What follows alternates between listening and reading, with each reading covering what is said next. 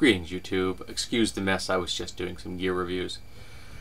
The widening gap between the rich and poor in America is something that many folks look upon as inevitable. It's almost like our economic system is viewed as a force of nature that we have no control over. We can't do anything about it. It just happens. When, of course, economies are completely artificial creations made by humans and can be changed and modified by humans. But to do that, humans have to be informed. And of course, the wealthy want to make sure that you aren't informed. They want you to remain in a state of ignorance, because the more ignorant you are, the more power and control they will have, and the more of your wealth they can take away from you and keep for themselves. Because that's what the widening equality gap in our economy is all about. Taking the wealth of the people that make our economy great and putting it into the pockets of the parasites at the top. So I'm going to read something here from Robert Reich, and let me make sure. Just hold on a second. Yeah, okay. Just making sure I didn't turn my camera off. Robert Reich, and he is a professor, and he was in the Clinton administration, and he's an author of numerous books. He's a very smart gentleman. So I'm going to be quoting some stuff from him here today, dealing with the 4 biggest right-wing lies about inequality. Lie number 1, the rich and CEOs in are Americans' job creators, so we dare not tax them. That's bull. The people that spend the money in the economy are the job creators. Money is the fuel for the economy's engine. And unless there's money moving around, it will not run. And the American people, the 99, are the ones that need to spend the money to keep the engine functioning. Here we go. We keep having false dawns. An average of 200,000 jobs were created in the United States over the last 3 months, but the huge numbers of Americans continue to drop out of the labor force. It's horrible. We have an anemic recovery because we've convinced ourselves to put all of our money into the pockets of the wealthy, who are just taking it and not doing anything with it. There are trillions of dollars in bank accounts not being used to help our economies. We are giving all the power to the people whose best interest it is to keep the power and do nothing for the people. Lie number 2. People are paid what they are worth in the market, so we shouldn't tamper with pay. Well, 40 years ago, CEOs made 30 times what their base employees made. Now they make over 300 times their base pay. Some CEOs make over 400 times what their most basically paid employee makes. That's absurd. CEOs haven't gotten better over the last 40 years. If anything, they've gotten worse. Look at the economic crisis that we are still recovering from, known as the Great Recession, created by bribing politicians to create laws that benefit the companies over the people. Politicians putting profits before the people. And our most famous document says, "We the people," not "we the profit." More than a third of all workers in the private sector were unionized 40 years ago. Now, fewer than 7% belong to unions. Funny about that. Strong unions, strong middle class, solid functioning economy. No unions, no employee empowerment, no power to prevent the people in charge from giving themselves bigger and bigger cuts.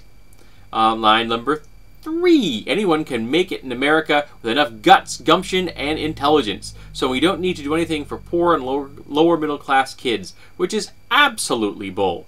The United States does nothing for these sectors. Now, I'm a firm believer in the concept that we should change the Affirmative Action laws so that they are based on economic factors, not ethnicity and racial factors.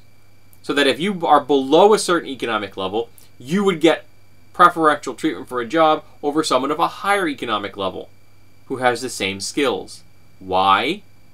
Because we need to get the people at the bottom of the economic scale up.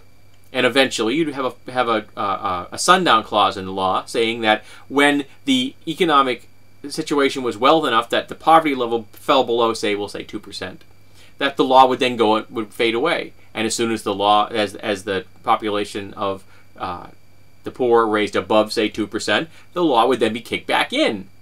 We need to keep the population of poor people low because we will have a strong middle class. We need to have a strong middle class. That's what's going to make America, it made America great, and it can make America great again.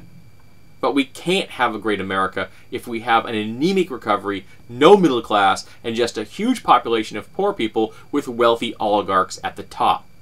Number 4, increasing the minimum wage will result in fewer jobs, so we shouldn't raise it. That's also bull. They have shown that the more money you put into the pockets of the people that drive the economy, the better the economy does. We need the people that spend the money every day to have the money to spend. Americans aren't spending money right now because they don't have any.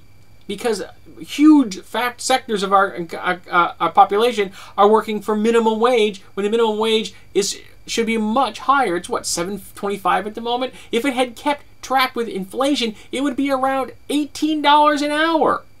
And at that rate, $7.25, the people are getting a value out of the workers worth $21 an hour. So they're getting 3 times the value out of an employee, but they're not paying that value. And they want to only raise it to $10.10, which is still far less than it should be. It should be a minimum $15 an hour. Minimum.